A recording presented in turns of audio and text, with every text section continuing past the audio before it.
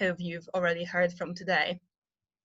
So without further ado, I'm going to pass on to our speakers just a few minutes each of reflections on the conference, but also next steps and, if possible, a message of hope for these difficult times. I'm going to pass over to Todd first. Thank you very much, Anna. Just a question. So how about 6-7 minutes? Is that about appropriate?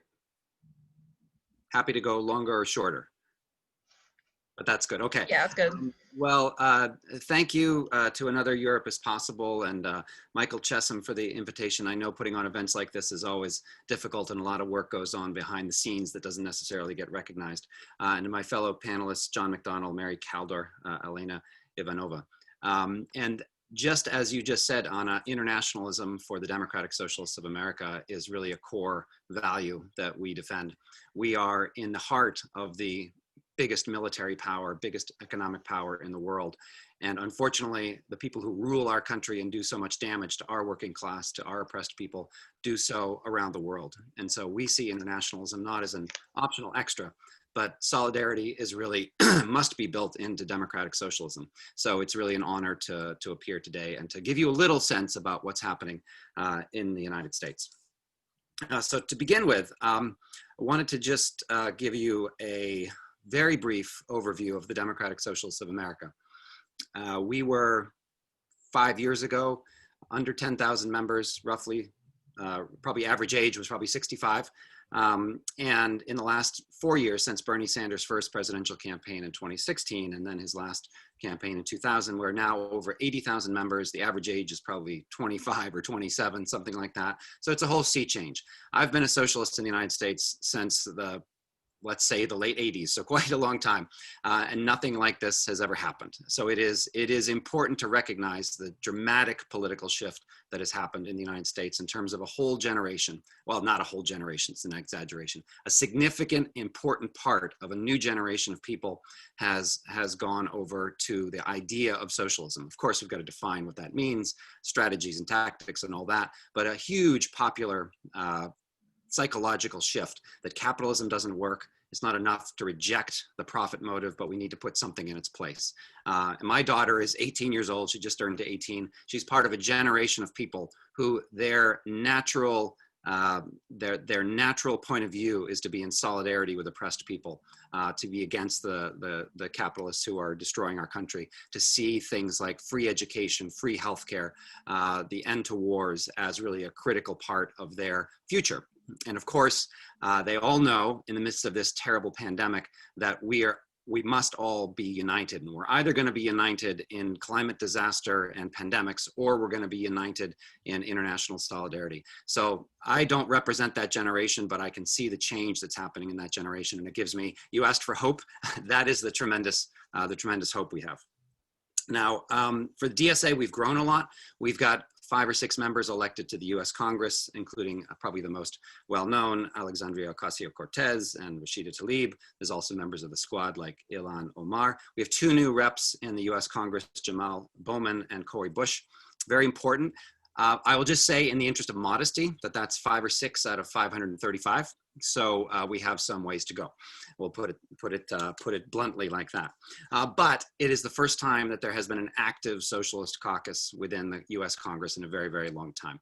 And that's an important fact. Number 2, let's talk a little bit about Trump. Now, Trump is on his way out, thankfully. He just, the Supreme Court threw out his latest Hail Mary pass this morning or last night.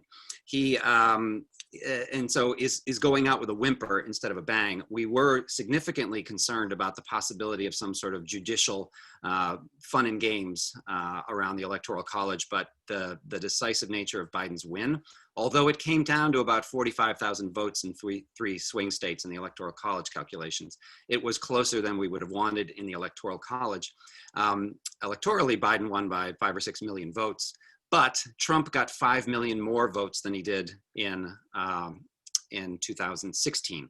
So that sends a signal that Trumpism, even if Trump goes, Trumpism is not done. And that Trump is going to leave us 3 poison pills, which are going to be very difficult to deal with. The first one is the Supreme Court. The recent nomination and confirmation of Amy Coney Barrett perhaps the most extreme right-wing US Supreme Court justice, you know, in the modern era, let's put it that way. And she is there for the next 30 or 40 years. And there's no legal mechanism to remove Supreme Court justices. So that is going to be a block. We now have a 6-3 permanent, radically conservative majority in the Supreme Court. And that will be a permanent block in any sort of progressive legislative change in the coming years. And that's going to be something that the left is going to have to give some thought to. Secondly, Trump has not created, but has incentivized, has radicalized, has energized the creation of a far right, a gun-toting, militia organized, dangerous far right that now rivals anything that we can see in Europe. And the Republican Party itself, I think I saw a comparison the other day. I'm not sure if this is correct, but to give you some idea of why it's even useful to consider, one analyst compared today's Republican Party to the Front National in France.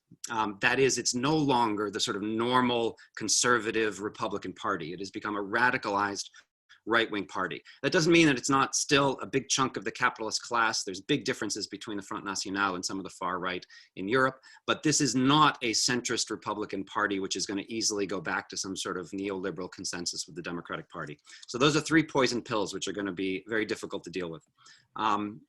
And 1 minute just to say about Biden. Biden is better than Bush. But Biden is going to be no better than Obama and certainly no better than Clinton. He has a long track record as a devoted follower and enforcer of neoliberalism, of racial inequality, of imperialism, of the Pentagon, of the oil and gas industry. And there is no real signs, if you look at his cabinet, that much of that is going to change. It's a very diverse racially and gender-wise cabinet. Politically, it is neoliberalism. And it will guard the main interest of the American state, which means an increasing conflict with China. It means a reorganization of American military forces, pressure on Venezuela, on Latin America, et cetera. So we see, in terms of the Green New Deal, we expect very little. There'll be some changes. And I think it's important to say, there will be some changes in executive orders. There will be more friendly posture towards LGBTQ people. There will be a re-entry into the Paris Accords. So there will be some important changes. But in terms of the structure of American capitalism, Biden is going to set the course right down the middle of neoliberalism and the traditions of American militarism. Now, having said that, it's even worse because unless there's a miracle in Georgia and the Democrats win both Senate seats, which is very unlikely, it means that Mitch McConnell will still run the US Senate. And the Republicans' plan, I think I've got 1 more minute left, the Republicans' plan is very clear, which is to destroy any legislative progressive initiative out of the Biden administration. We don't expect a lot, but anything that comes with progressive taxation, healthcare, forgiveness of student debts, and even, this is incredible, but we are now 7 months from the last stimulus package that came out of Congress. There is no more extended unemployment benefits in the United States, literally for millions of unemployed people run out the day after Christmas. And there is no indication whatsoever that the Republicans in the Senate have any interest in bargaining anything like a second bailout package. There probably will be something, but it will be miserly.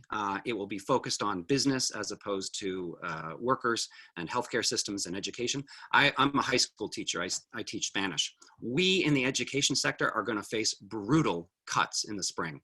Unless the federal government puts in something like $500 or $600 billion, which is, it's hard to imagine getting that out of the Senate.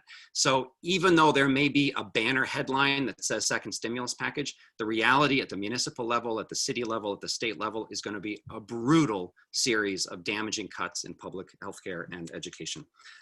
Okay, last thing I'll say in terms of, I'll end on a hopeful note. Which is, as I mentioned, the rise of DSA is really about this new generation of people, but it's not just about the electoral face of Democratic Socialists of America. We've also seen the rise of Black Lives Matter in the United States, the Me Too movement, some important strikes in healthcare and amongst the education sector, and important movements amongst immigrants' rights activists and a whole generation of immigrants' rights organizers. So while we are going to be up against the wall for a crippling economic crisis, even when the pandemic ends, and the poison pills that Trump has left us, and a Biden administration that is far more committed to the health of the banks than it is to the health of the American people. The Democratic Socialists of America looks to the future and sees our job, our priorities as continuing to run socialists, to try to get socialist voices into elected offices, but also, and I think equally importantly, to build social movements, to build the labor movement. We have no real hope that there's going to be easy, linear change through the American political system without mass pressure on the streets, without people taking over their workplaces, without students occupying their universities, without teachers and nurses and people in the private sector going on strike and rebuilding the labor movement. So we are contributing what we can to that struggle. It is not going to be a 6-month or a 1-year struggle. It is going to be a 5 or 10-year struggle to see if we can change the balance of class forces in the United States. But we look to you as an example. We look to our comrades in Europe and Latin America and Africa and Asia. We look to examples of successes that you've had, that trials that you have faced. And we thank you for the invitation. We look forward to further exchanges and international solidarity. As I said at the beginning, it is not an optional extra. It is the lifeblood of the international democratic socialist movement. Thank you. Thank you, Todd. That was very inspiring, and we certainly agree that internationalism is not optional, it's fundamental. Now I'm going to pass over to John McDonnell. Thanks a lot. I've been trying to listen to as much as I can of the conference. I came very late. I apologize for that. I'm incredibly impressed by Michael Chessam's online ability to chair the conference. We should hire him out. It would be an income earner for another world, another Europe is possible, definitely. Look, I caught the tail end of the debate around migration and migrant policy, immigration policy. Part of the reason I'm late is because most of this week we've been raising, collecting clothes for refugees. If you want to know where this government's migration policy ends, it ends with 1,000 people being locked up in Harmonsworth and Colnbrook detention centres in my constituency, people who've never committed a crime but simply came here to ensure that they could survive physically because of the abuse of human rights in their country of origin, also to lift themselves out of poverty. We now have 600 refugees housed in hotels around the airport because of the COVID crisis themselves. And again, what is absolutely just reassures your faith in humanity is the way in which my community, local working class, multicultural community, has risen to support those people, both in terms of the collection of clothes and making sure that there's been sufficient support, emotional and physical. It has just been, it just renews your faith in humanity, because these are people, families who've come here with absolutely nothing, risking their lives. Can I also just say, as an aside, one of the campaigns that we're waging at the moment is about what's happening in Greece, and particularly for children, where this government, difficult getting the word out without an expletive, this government under Priti Patel is refusing to accept this government's quota for the bringing children from Greece into this country. Refugee children desperately need a support. Anyway, that's just an aside. Very quickly, look, people won't miss the fact that it's 12 months ago today that we lost the election. In about 7 hours' time, 12 months ago, I would be going to the BBC studio to listen to the exit poll. We knew it was going to be the results that we had coming in around the country. We knew it wasn't going to be good, but it was pretty grim. And it's worth reflecting on that. It was possibly the dirtiest political campaign we've seen in our history of the last century. The book by Patrick Gagan, Dark Money and Dirty Politics, actually explodes a lot of what happened to us. But let me just dismiss this issue that's come back in this last few weeks. There's the argument that somehow if the Labour Party had backed Leave, we wouldn't have lost the seats we had and we would be in government at the moment. Well, clearly that's not exactly what the polls were saying then, and it's certainly not the information at the time, because first of all, even if the Labour Party sought to offer a Brexit support option, it wouldn't have been as credible as anything that was offered by the Tories or Nigel Farage. But also we know for every time we shifted towards a Leave position, we would lose those supporters. Many of them as traditional as anyone else in terms of the Labour Party that supported Remain. So I just want to dismiss that argument because it keeps coming back. But the reaction of the last general election, we have to be honest with ourselves. The election result, that was that we've now got a lying, cheating, racist, misogynist, incompetent Prime Minister. Incompetence in the pandemic by the Prime Minister has meant that actually in terms of the death toll, it's just, we're only second to the US under Trump.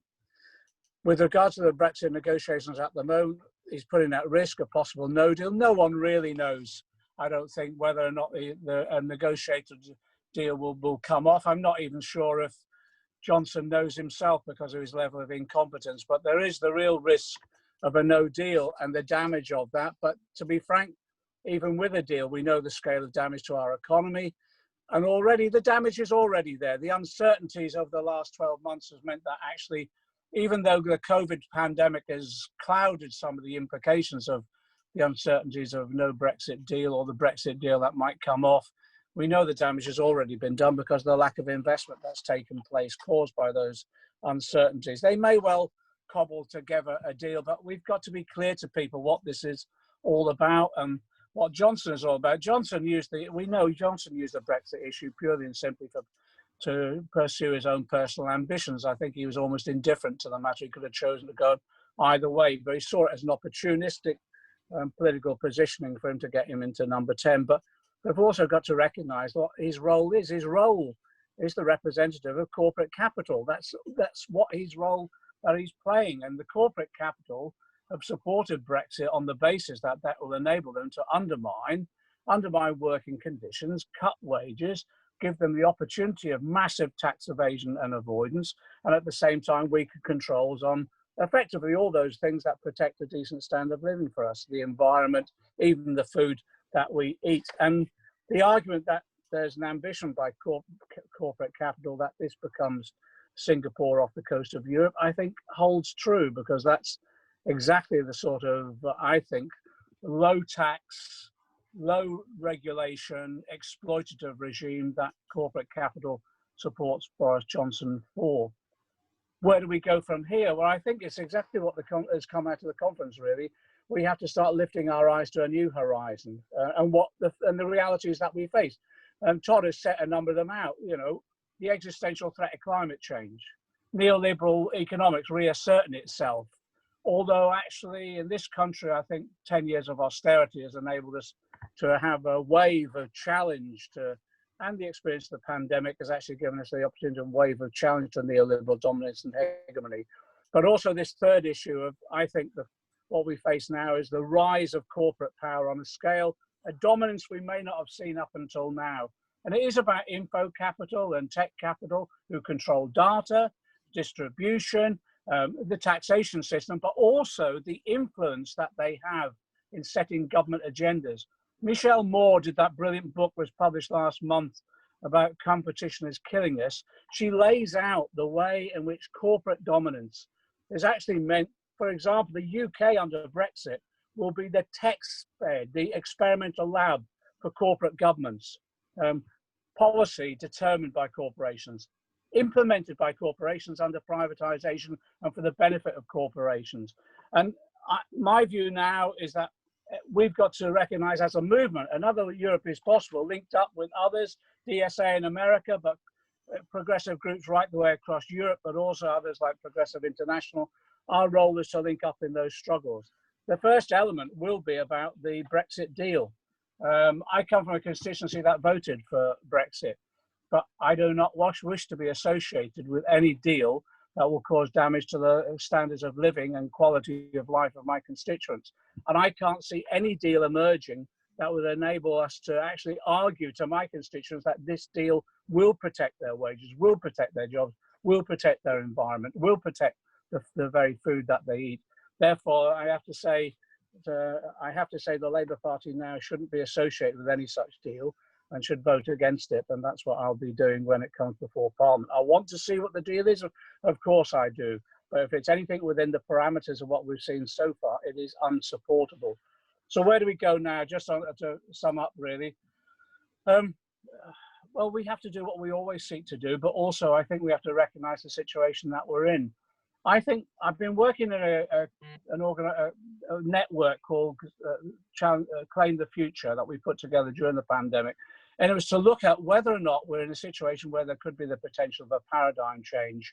In the same way there was a paradigm change after the Second World War with the Attlee government in this country, and the same way, regrettably, there's a paradigm change in the 70s and 80s with Thatcher. And I think there is, because 10 years of austerity, the exhaustion from that, the experience of the COVID pandemic, the way actually it's demonstrated people, well, that we actually do care for each other, we do need each other, and it is mutual aid that is getting us through this.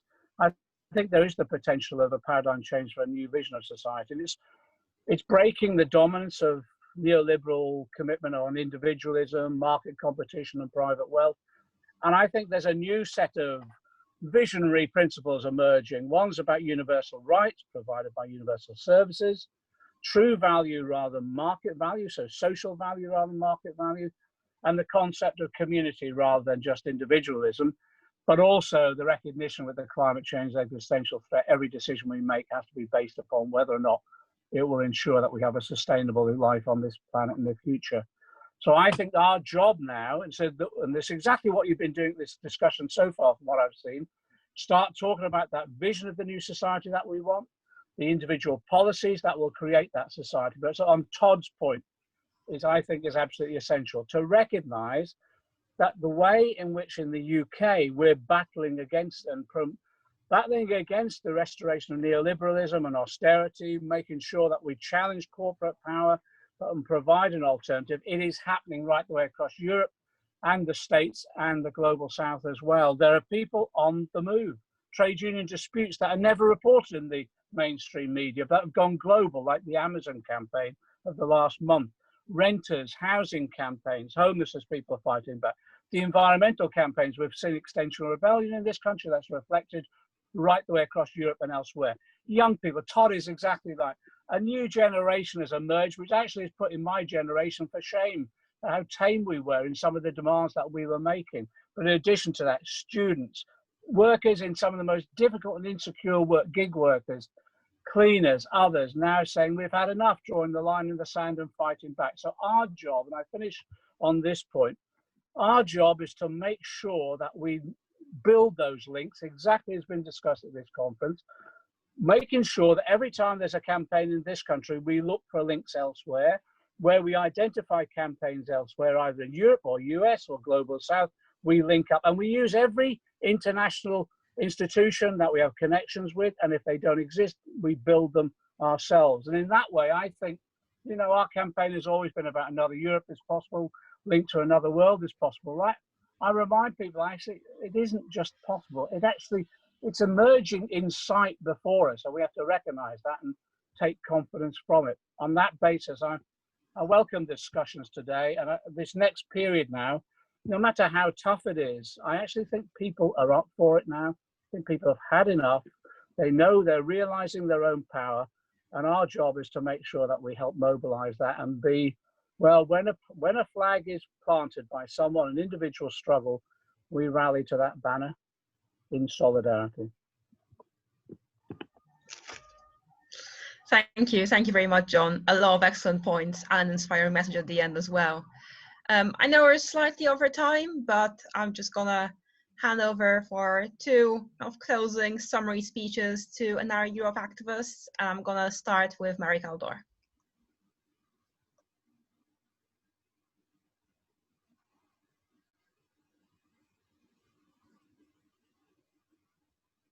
You're muted, Mary. Here I am. Sorry, and I look a bit fuzzy, but never mind.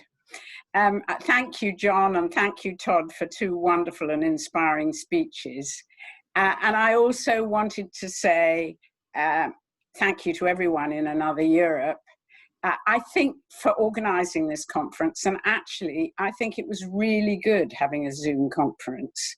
I think, first of all, it was really good because I think we had many more people from outside London. I don't know if it's true, and somebody can tell me at the end, but I just had the feeling that we had more people from both across the UK and from other parts of Europe and indeed the world. But also I thought the voting system was great and very efficient and took much less time. So I'm all in favor of doing, maybe we can do a hybrid in future. But anyway, I just wanted to say I think Zoom worked really well. So here we all are. As John pointed out, it's exactly a year since the most devastating defeat, certainly in my lifetime. We've had months of a really horrific illness. Do you know that more than twice as many people have died from this illness in this country than were killed in the Blitz?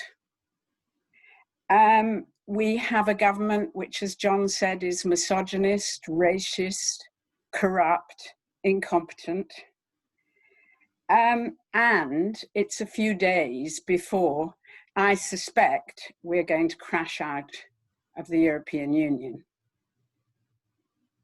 So did we all go wrong? Or where did we go wrong? I think Brexit was always an impossible and dystopian project. And I think this has really become clear in the last few days. There is no way that you can maintain free trade without accepting European rules. The objections of the Remainers were always that we wanted to have a say in the rules. The objections of the Brexiters were, we don't want to obey the rules. And there was no way we could combine that. It is extraordinary to hear Boris Johnson suddenly saying, we're going to be free. We're going to be able to decide exactly what we like. So we can decide not to have asylum seekers, to break with the European Convention on Human Rights. We can decide to give all our friends, all our corporate friends, the amount of money that they want without having to bother about these boring regulations linked to the European Union. But we're not really going to be free. We're not going to be freer. In fact, we're going to be less free. We won't have freedom of movement. We won't have human rights. We won't be able to trade freely with the European Union. I mean, sovereignty was this magical term, sovereignty, that Boris Johnson and his friends go on about. Sovereignty always depended, right back to the 16th century, on the mutual recognition between states. And that mutual recognition always depended on accepting some rules. And those rules have got thicker and more extensive, and it's really, really difficult to opt out. In fact, we can't opt out of the rules. We just go on to another set of rules, the World Trade Organization rules. Maybe in the past, Britain could set the rules because Britain was an empire. And when we joined the European Union, we had a very big influence on the rules. I read somewhere that more than half the rules were introduced by Britain in the European Union. But now the only choice we have is to become a very closed-in, nasty little country that will probably, as everybody's been saying today, be England, not Britain. With the independence of Scotland and Wales and the reunification of Ireland. So were our campaigns in vain? Well, I won't talk about it in terms of Labour Party politics. John has already mentioned that, and I agree with him. I don't think it was because we were against Brexit. In fact, I think, if anything, our ambiguity was part of the problem. But what about in terms of the Brexit outcome? Could we have got, if we'd not taken such a strong Remain position, could we have got a softer Brexit? I spent a lot of time trying to persuade a moderate Conservative to support our campaign.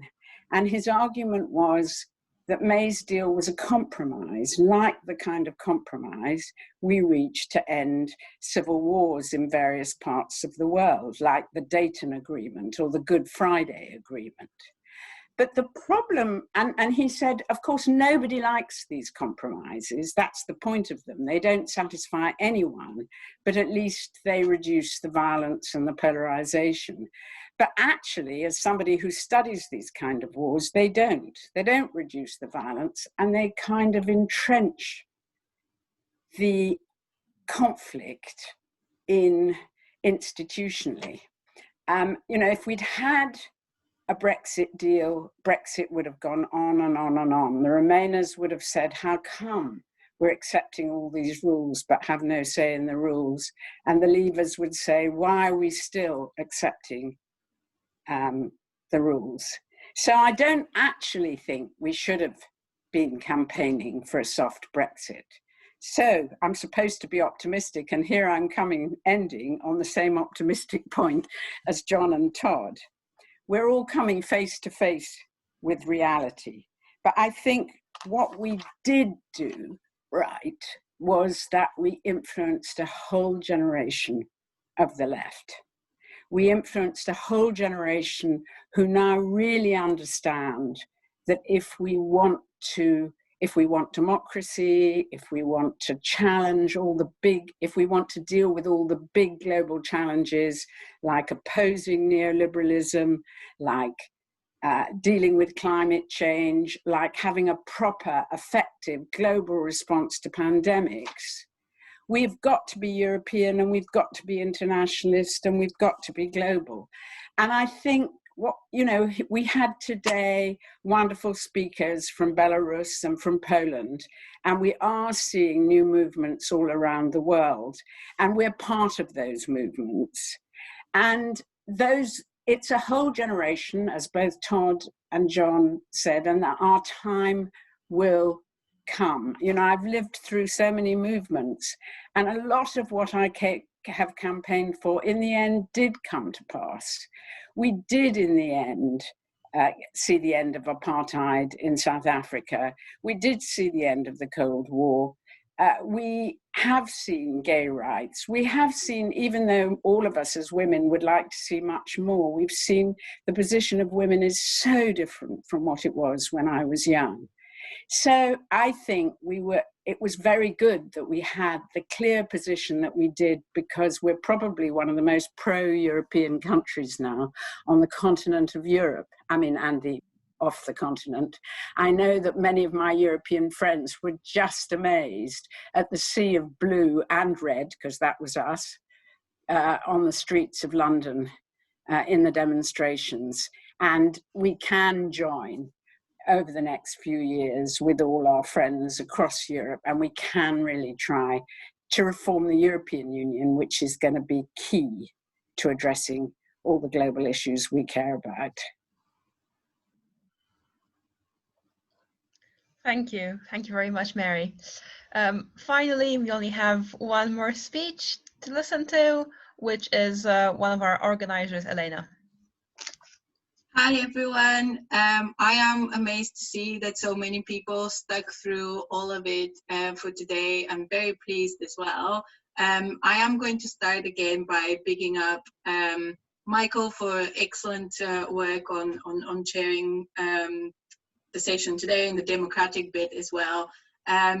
We were worried about organizing this event on Zoom because we do love getting together. We do love organizing meetings face to face. We've always been so much focused on our actual campaigning work, and that includes public meetings, and that includes building our own movement and getting to know each other. So even though we've been prevented from doing it this year, I think, as Mary pointed out, we've gained in other ways. It's been much easier to have the excellent contributions from Todd, from Lisa, from Dorota, and from others in the chat as well, who are joining us from not just across the country, but across the world. And we do need to think about how we can maintain that in the future while we learn to interact again in person, and we get back to the streets to fight for the things that we've been discussing today. I do want to congratulate all of you, not just for making it today, but for hanging on to each other, for sticking with each other, for sticking to some sense of hope and optimism, which hopefully we will all build on in the months and years to come. Everyone has been making reference to what happened a year ago today, and I mean, it's almost too painful to think of. But here we are. It's been a year. We're still here. We still support and organize with each other, and we will continue to do that. And I think this is a lesson. This is a lesson in defeat. At the end of the day, solidarity is all we've got, but it's enough. It's enough to start building on. So we've been, even though it's been a remarkable year, and mostly in bad ways, not good, we've managed to organize a series of events featuring speakers from across Europe and across different struggles.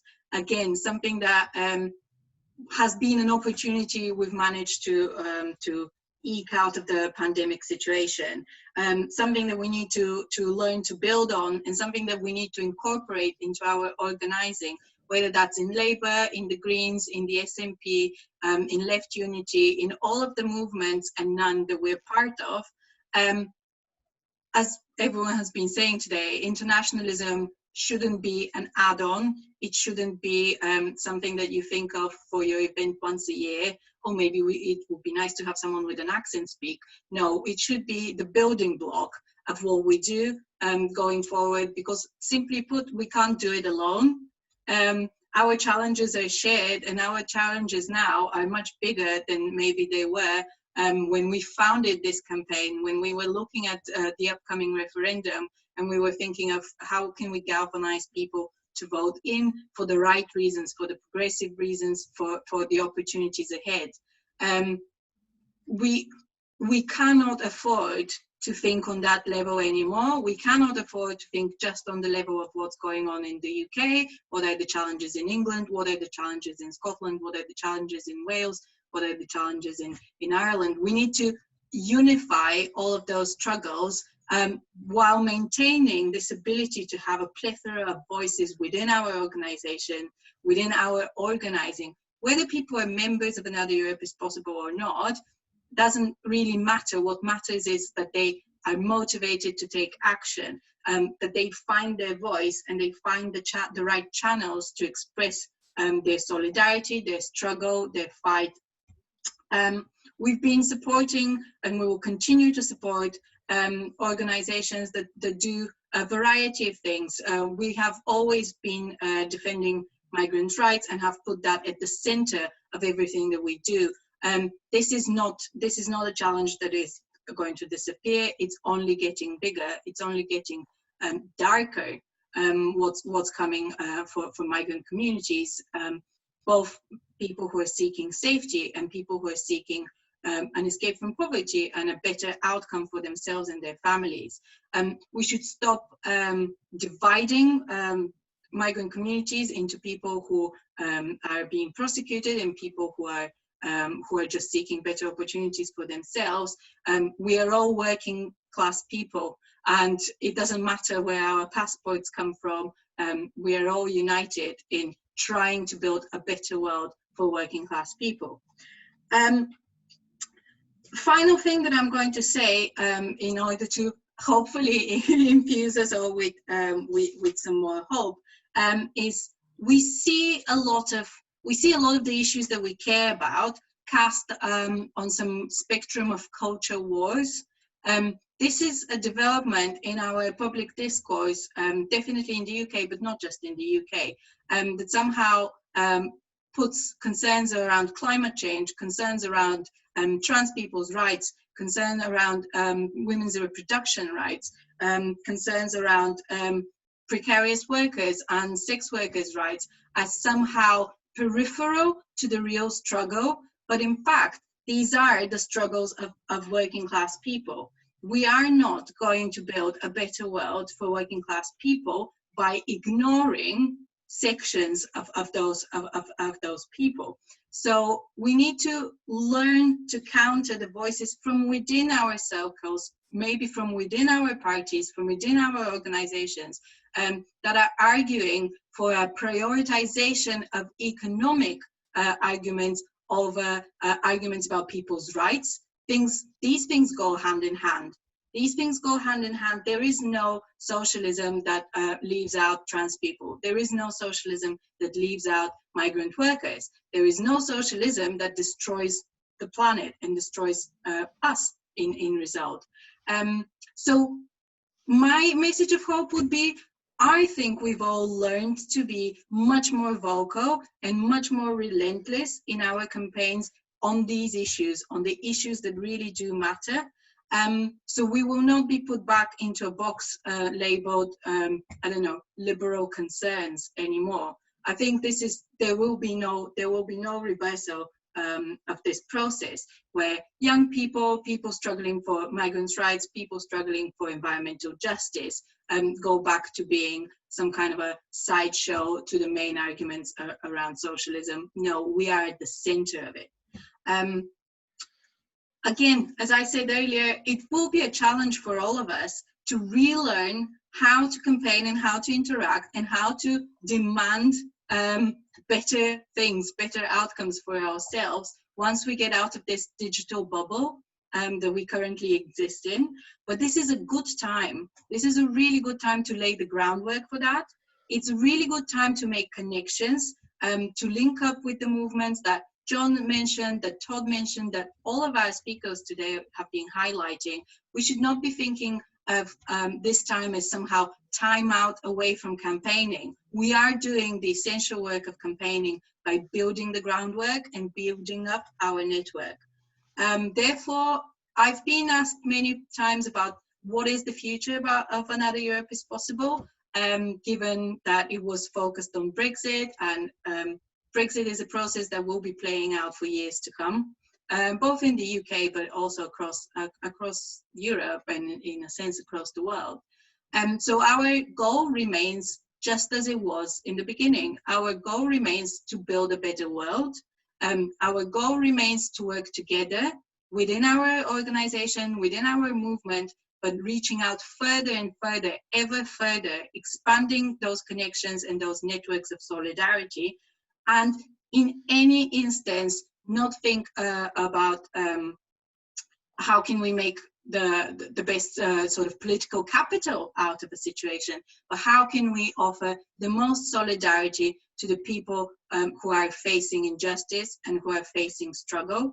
I think Felicity made a really good point in the chat earlier on, talking about how we are going to be seeing an onslaught of attacks on the poorest people in our communities as soon as the effects of whatever deal or no deal is reached in the next coming weeks.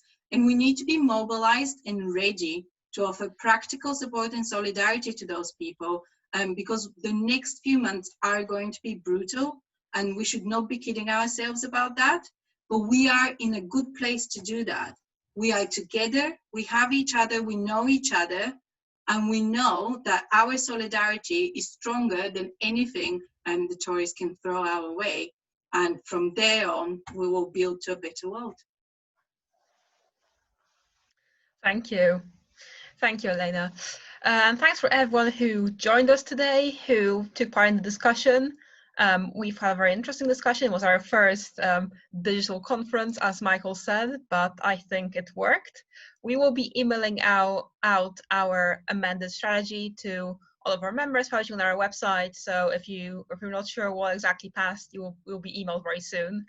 But yeah, as you have said, we have many struggles in our hands, and it is perhaps more important than ever to build solidarities with each other, to build solidarities between different groups of workers, between people across borders. So please stay with us and keep up the fight. Thank you.